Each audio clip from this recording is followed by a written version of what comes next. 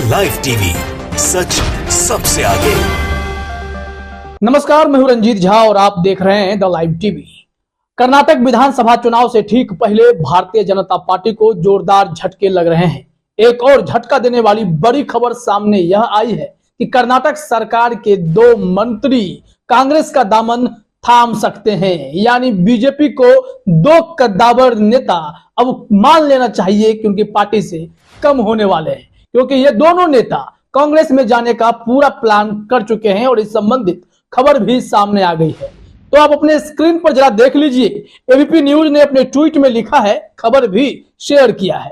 कर्नाटक में आवास मंत्री वी सोमन्ना और खेल व युवा सेवा मंत्री डॉक्टर केसी नारायण गौड़ा कांग्रेस में शामिल हो सकते हैं। ये कर्नाटका असेंबली इलेक्शन 2023 से पहले बीजेपी को बड़ा झटका के रूप में देखा जा रहा है और यह निर्णय कहीं ना कहीं कर्नाटक में जो 40% कमीशन वाली सरकार है, जिस तरीके से कर्नाटक के भाजपा सरकार वाली कैबिनेट पर गंभीर आरोप भ्रष्टाचार के लगे हुए हैं, तो ये दोनों मंत्री अपने ऊपर लग रहे आरोपों से बचने के लिए, ताकि जनता के बीच यह संदेश ना जाए कि ये भी उसी 40% कमीशन वाली सरकार के हिस्से में बैठते हैं, तो इन्होंने अब कांग्रेस का दामन थामना उचित समझा है और अपनी साख दागदार होने से बचा भी सकते हैं। इस संबंध में एबीपी न्यूज ने क्या कुछ जानकारी दी है, खबरें क्या है, वो जरा आप अपने स्क्रीन पर देखिए। डिटेल में कारण भी बताए जा रहे हैं।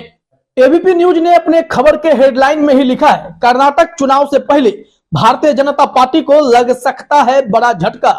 ये 2 मंत्री कांग्रेस का थाम सकते हैं दामन। यानी जल्द विधानसभा चुनाव होने वाले हैं और कर्नाटक में बीजेपी के अंदर उथल पुथल शुरू हो गई है, भागम भाग शुरू है, क्योंकि अब इस दागी पार्टी के तहत जो अच्छे लोग हैं वो रहना नहीं चाह रहे हैं, क्योंकि पार्टी का दाग हर किसी के लिए हानि पहुंचा सकता है। इस बात को शायद ये दोनों मंत्री भांप गए हैं और ये दोनों कद्दावर मंत्री हैं। इस वजह से इन लोगों ने सही समय पर कांग्रेस में जाकर अपनी साख बचाने की सोची है। और कर्नाटक में स्थिति यह है कि भारतीय जनता पार्टी से हर कोई परेशान है, जनता भी, और उस कैबिनेट में बैठे कुछ लोग भी हैं, कुछ नेता भी हैं जो अपनी ही सरकार से नाखुश हैं। ऐसे में ये लोग अब बीजेपी को छोड़कर कांग्रेस की तरफ बढ़ते हुए दिखाई पड़ रहे हैं। एबीपी न्यूज ने लिखा है कि दरअसल 1 मार्च को बीजेपी नेता सोमन्ना ने पार्टी के राष्ट्रीय अध्यक्ष जेपी नड्डा की विजय संकल्प यात्रा में हिस्सा नहीं लिया था। बीजेपी सूत्रों का यह भी कहना है कि वो पिछले 1 हफ्ते से बीजेपी के किसी भी कार्यक्रम या बैठक में शामिल नहीं हो रहे। सूत्रों ने दावा किया कि सोमन्ना को कांग्रेस की तरफ से ऑफर मिला है, जिसे वो स्वीकार कर सकते हैं। अब ठीक इसी तरीके के घटनाक्रम से ये भी गुजर रहे हैं जो दूसरे मंत्री हैं नारायण गौड़ा। उनके बारे में क्या जानकारी है जरा देखिए। बीजेपी विधायक नारायण गौड़ा के बारे में कहा गया है कि पार्टी की विजय संकल्प यात्रा में शामिल नहीं हुए हैं।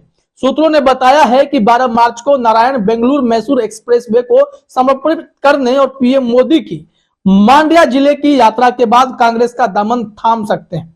खबर यह भी है कि स्थानीय कांग्रेस विधायकों ने उनका पार्टी में शामिल होने पर एतराज भी जताया है। हालांकि अब इस विरोध पर काबू पा लिया गया है और जल्द ही नारायण बीजेपी छोड़कर कांग्रेस में शामिल हो जाएंगे। ये दोनों बड़ी खबर है और बीजेपी की नींदें उड़ाने के लिए काफी है, क्योंकि कर्नाटक की भाजपा सरकार पर कई तोहमत लगे हुए हैं, कई गंभीर आरोप हैं। इस सरकार को पे सीएम सरकार तक कहा गया। इस सरकार में ऐसे ऐसे नेता मंत्री जो भ्रष्टाचार से घिरे हुए हैं, हर एक विभाग में भ्रष्टाचार के आरोप लगे, कई के ऑडियो लीक हो गए।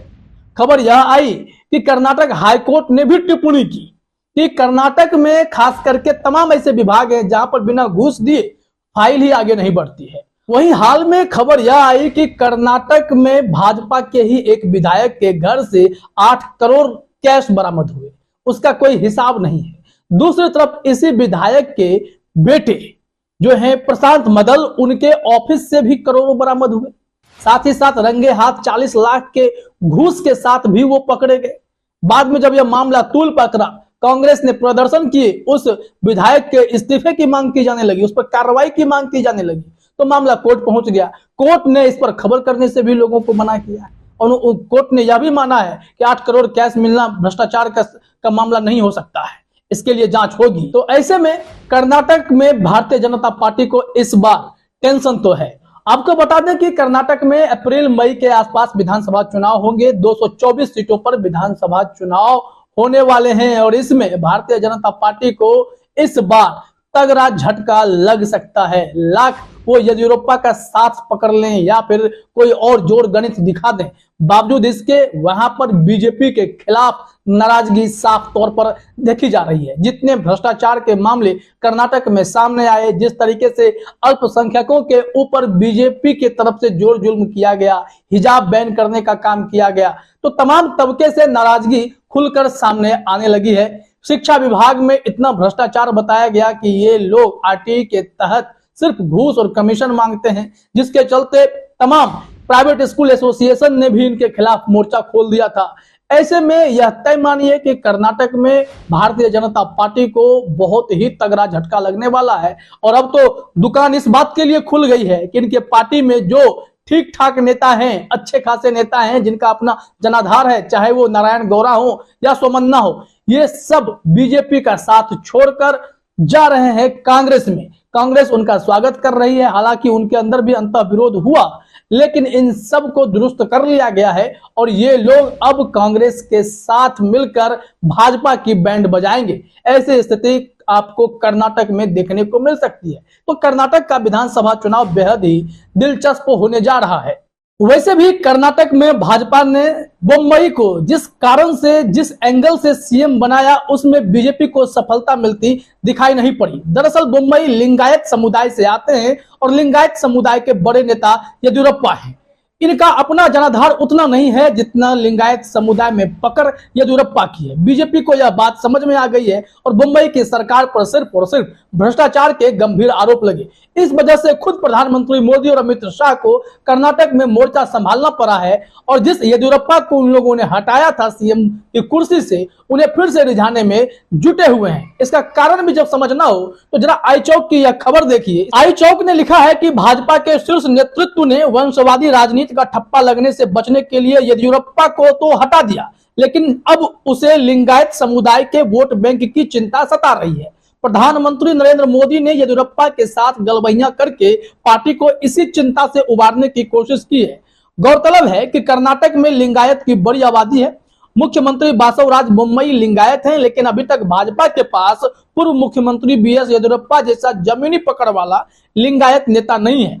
मुख्यमंत्री पद से हटने के बाद येदियुरप्पा कुछ नाराज से चल रहे थे। प्रधानमंत्री नरेंद्र मोदी 80 साल के पार्टी के नेता बीएस येदियुरप्पा से रिश्ते की एक अलग केमिस्ट्री बनाते हैं। इस वजह से खूब उनको रिझाने की कोशिश हुई है और येदियुरप्पा शायद मान भी गए हैं। मुंबई के भरोसे कर्नाटक भाजपा के बूते का है भी नहीं, इस कारण से बीजेपी अपना गणित बदल रही है। लेकिन जिस हिसाब से इनके नेता पार्टी छोड़ रहे हैं, उससे यह लगता है कि कर्नाटक में जोरदार झटका तो लगना भी और भी बाकी है बीजेपी को।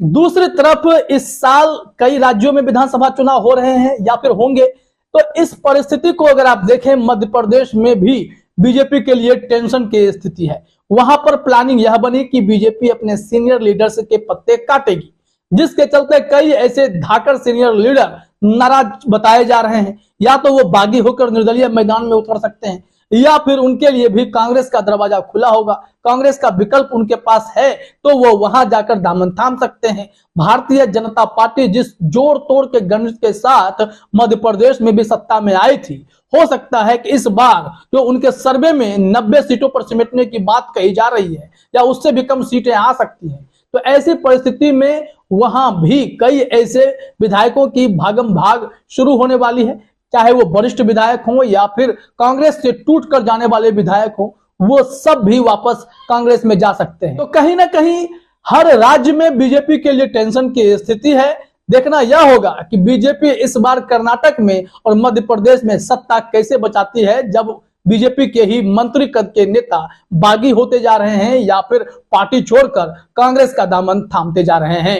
फिलहाल इस वीडियो में इतना ही। आप सभी का हमसे जुड़ने के लिए बहुत बहुत धन्यवाद।